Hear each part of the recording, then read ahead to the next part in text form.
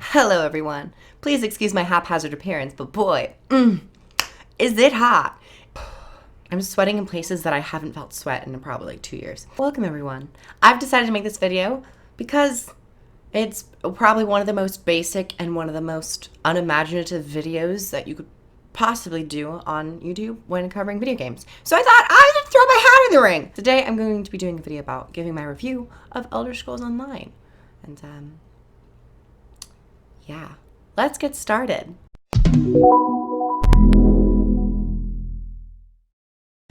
Just to start from a logical standpoint, I'll give a little bit of introduction and background of myself. So, hi everyone. I'm predominantly a Guild Wars 2 player who's been playing Guild Wars 2 since their betas. I've also been in the loop of Elder Scrolls Online since it was announced and was very excited for the launch. I even pre-purchased it for my birthday. I played it a little early, but we all know the early days of Elder Scrolls Online were quite tumultuous and pushed many players away. It just wasn't as strong of a game as we all were hoping for. But since then, ZeniMax and Bethesda have put their blood, sweat, and tears into refining their game and implementing improved systems.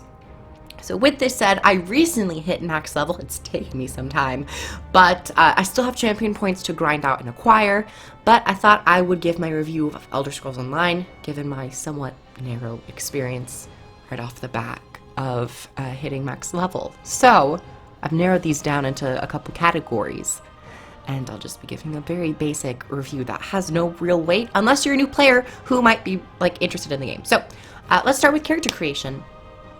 Now, I'm going to give my very blunt, raw opinions from what I've experienced, because that's all that I have to offer. So for character creation, I don't believe the player character models are the best I have ever seen in an MMO, and genuinely believe some textures are quite unattractive. Granted, they're not horrendous, they're not the worst I've ever seen, but just for a gamer's perspective in 2019, it's kind of like, oh, it's starting to age a little.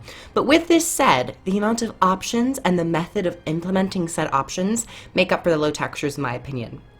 I enjoy the slider options for the weights and character face shape, and it allows the player character and the person behind the screen to very detailedly construct how they want the character to look. The color options to pick for eye color, hair color are decent, but having the option to pick from a color scale or a color wheel would probably be better because you have a wider range of options. But I'm okay with it for now. Or not for now. I have to be okay with it. I'm okay with it. And additionally, I believe they made a change quite a while back that you no longer are necessarily at odds with other races or factions. You can play together in the open world. I believe so. I could be mentally on an acid trip and completely have imagined that, but I'm pretty sure that they got rid of that, so you can just play with anyone in PvE. PvP and Cyrodiil, I think you might be factioned off or you sign up. I'm not too sure. So that's my impression on character creation and the faction system. Next, we're going to be taking on the category I like to title First Steps, quote unquote. So, first steps, here we go. So going through the initial tutorial sets up nice urgency for the story and its characters. I haven't gone through it in some time, but from what I can remember, it was a well-implemented tutorial, which showed not only new players the ropes, but also new members to an MMO the ropes. Could you imagine being an FPS player, a strict FPS player, and then trying to function in an MMO? You're like, what's happening? How do I move? How do I dodge? What do I click? What's my inventory? All that stuff. So I think it was pretty well implemented. And then after the tutorial, the game begins in a logical way. The starting player, or the player starts off in their starting zone for their race. And overall, I don't have complaints for the flow of the initial steps once the player character exits or creates the character, goes to the tutorial, and exits the tutorial. I think it was pretty well implemented. Probably one of the best I've seen, in all honesty, when creating a tutorial system. So next, we're going to talk a little bit about the open world. Good old open world. Now this part There's a lot. There's a lot to it. So, the freedom that comes with the open world experience in Elder Scrolls Online is what I believe can make or break this game for a new player. The open world does have some guide slash checklist system to do if you're interested in it, but for the most part, it feels completely reliant on the player interest and the drive. Elder Scrolls Online, I've played a couple other games where it is like extremely open, but the Elder Scrolls series and Elder Scrolls Online definitely brings that freedom to another level where I can imagine new players might get a little overwhelmed. But for players who might be overwhelmed, there of course are guides online, and there's even in-game systems where they tell you, oh, go to here, check for some sky shards, go to this area. So it's not like it completely leaves you in the dark, but it definitely is a little daunting, I would imagine, when first starting and wanting your hand to be held. Don't expect your hand to be held in a whole lot of situations. They'll just kind of nudge you in the right direction. Additionally, to merge this with upcoming story category, each zone is peppered with individual story arcs, which at the end add on top of each other to create the narrative of the zone. The story might not be cohesive for a zone story, but once I completed a zone, I felt I had a bit better of an understanding of the whole scope of the inhabitants and the conflict of the map. So it's like you'll go over to the south, there's a hub for quests and a story in that area. You'll go a little bit more to the north and it's a completely different story with new characters who have their own complications which you need to help out with. So that's how the zone stories work.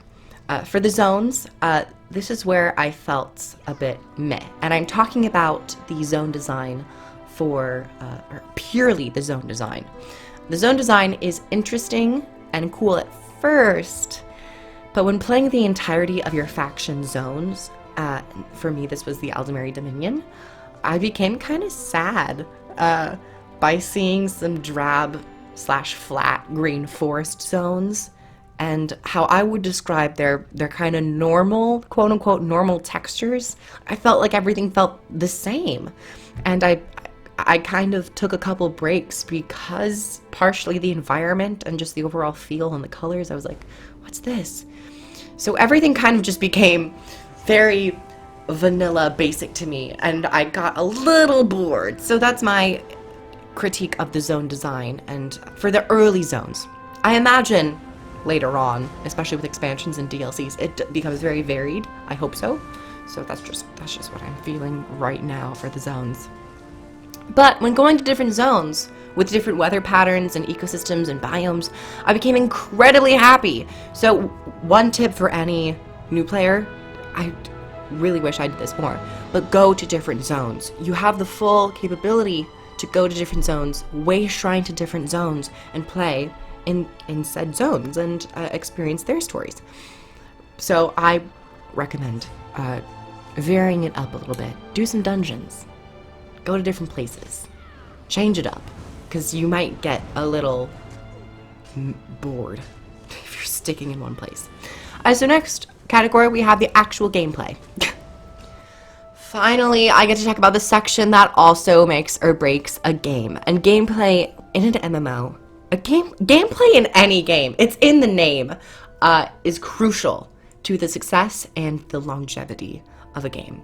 Overall, I like the combat of ESO.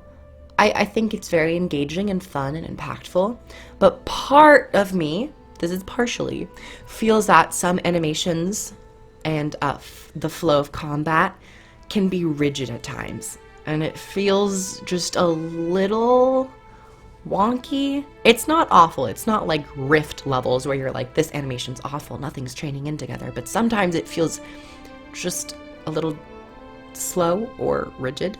But as a side point, I also have an odd feeling towards the running animation in ESO. I know, it's the running animation, but I just gotta say it. That's like the one thing that kind of stuck out to me, is the running animation, and just, it feels kind of weird. It feels too strict, if that makes any sense.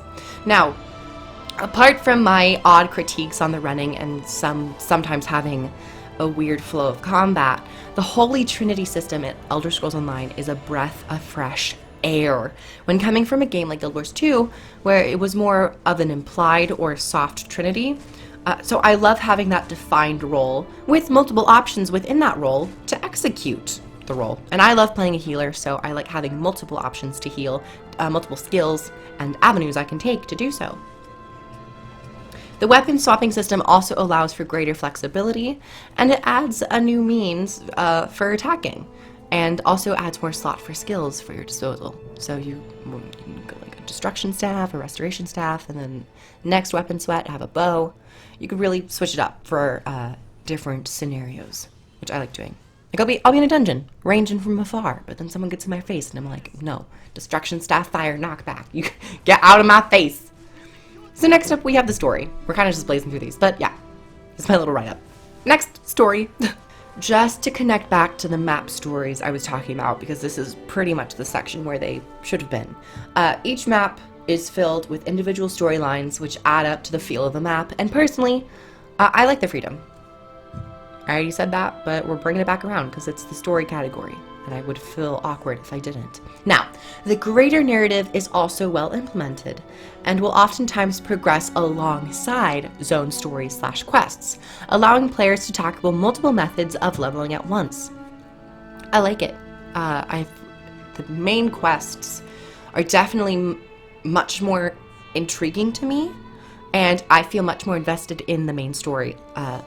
I'm playing Altamiri Dominion, so I've been dealing with Queen Irene, some Khajiit, and then we have Molag Bal, and Prophet and all that, so it can be very interactive at times. But overall, when combined with the zone story quests and also the main narrative, I haven't been blown away, nor have I felt a complete sense of destruction where I'm like, I don't want to play anymore. It's still good, but I'm not like, whoa, this is like gripping me, this is like digging their claws into my eyeballs and forcing me to play this because it's just so good. It's good, but I'm not like on the edge of my seat all the time, if that makes sense. Like, it's quality. It's quality, and I buy for it, and I pay for it. It's cool. So that's my take on the story so far that I've experienced. Now, for a little extra category, dungeons are so much fun. I love the dungeons. The dungeons are one hell of a way to level and also just experience the world of Elder Scrolls Online. And the PvP is also equally as fun. And I must say, I don't know what's happening, but I think I'm like kind of good at PvP. I'm like, what? I had so much fun playing a couple PvP matches during my time of leveling. And as a side note, the music is very fitting of Elder Scrolls. It has the Elder Scrolls vibe. It keeps you in the game. It makes you feel at home at times. Sometimes if you spend too long in a zone, you just keep hearing the same tracks and you're like, oh, something's wrong. I need food, comfort, something. But yeah, that was my little extra category. I like the music, I like the dungeons, I like the PvP. Now, as my concluding thoughts, my closing thoughts, I will say, I have not played the expansions yet. I don't even own them yet, and I hope I can own them at some point. So, this video is just completely raw, personal beliefs of the leveling system, giving feedback where I could. I hope I gave some feedback if anyone wishes to hear it. Additionally, I like to say, the expansions seem to also be pushing the envelope. As most companies do when they put out new products and new expansions, they try to set the bar for themselves even higher. So, I'm very excited to play the expansions elsewhere, the new Necromancer class. I still have to go back and play Morrowind and Somerset, all that good stuff.